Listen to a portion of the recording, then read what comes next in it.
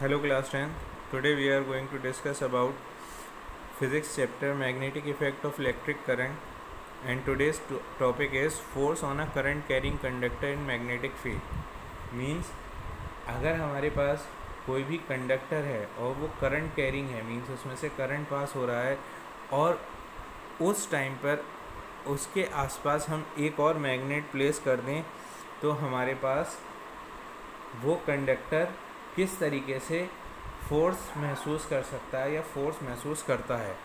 तो when electric conductor is placed in a magnetic field it experiences a force which is directly proportional to the current and also perpendicular to the magnetic field. Means आप ऐसा देखिएगा, यहाँ पे जैसे ये हमारे पास एक कंडक्टर है, ये हमारे पास एक बैटरी से कनेक्ट है। बैटरी से कनेक्ट का मतलब इसमें से करंट पास हो रहा है और हमने इसको एक मैग्नेट के बीच में, हॉर्सशू मैग्नेट के बीच में प्लेस कर रखा है। जब हम इसको हॉर्सशू मैग्नेट के बीच में प्लेस करेंगे और यहाँ से हम वायर कनेक्ट करेंगे, वायर कनेक्ट करते ही हमारे पास ये जो कंडक्टर है, इस कंडक्टर पे हमारे पास फोर्स एक्सपीरियंस होगी और फोर्स की वजह से ये कंडक्टर अपने आप को परपेंडिकुलरली डाउनवर्ड डायरेक्शन में मूव कराएगा।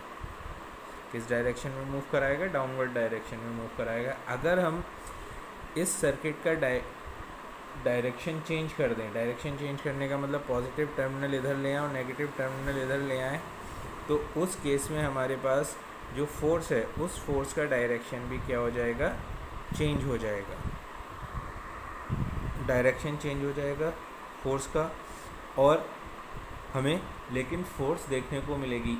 ये जो फोर्स है हमारे पास, ये डायरेक्टली प्रोपोर्शनल किसके है? ये डायरेक्टली प्रोपोर्शनल है amount of the current in a conductor. Conductor में जितना भी करंट है उस करंट के ये फोर्स डायरेक्टली प्रोपोर्शनल है।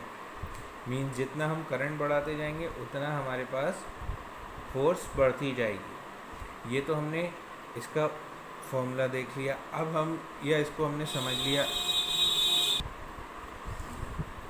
अब नेक्स्ट हमारे पास आता है कि हमारे पास direction of this force can be identified by Fleming's left hand rule. Now पहले हम फ्लेमिंग लेफ्ट हैंड रूल्स यहाँ पे पढ़ लेते हैं।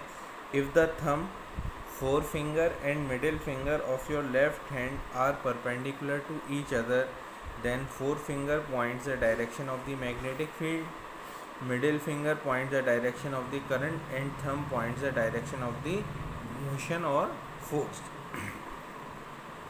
मीन्स इन्होंने हमसे ये कहा कि अगर हम अपने लेफ्ट हैंड की फोर फिंगर, थंब और मिडिल फिंगर को इस तरीके से अरेंज करें कि वो एक दूसरे के परपेंडिकुलर है, तो हमारा फोर फिंगर जो है वो पॉइंट करता है direction of the magnetic field, हमारे पास जो मिडिल फिंगर है वो पॉइंट करता है direction of the current, and thumb जो है वो रिप्रेजेंट करता है हमारे पास डायरेक्शन ऑफ द फोर्स या फिर मोशन। ऐसे इस तरीके से समझिएगा कि ये हमारे पास हमारा लेफ़्ट हैंड है और अपने लेफ़्ट हैंड पर हमने इंडेक्स फिंगर या फोर फिंगर, मिडिल फिंगर और थंब को एक दूसरे के परपेंडिकुलर अरेंज किया है। एक दूसरे के परपेंडिकुलर अरेंज करने पे हमारे पास जो फोर फिंगर है ये पॉइंट करती है direction of the magnetic field, हमारी जो मिडिल फिंगर है ये पॉइंट करती है डायरेक्शन ऑफ द करंट, तो हमारे पास जो ये थंब है ये पॉइंट करेगा डायरेक्शन ऑफ द फोर्स या फिर डायरेक्शन ऑफ मोशन कि किस डायरेक्शन में हमारे पास कंडक्टर मूव करेगा या कंडक्टर पे किस डायरेक्शन में फोर्स अप्लाई हो रही है।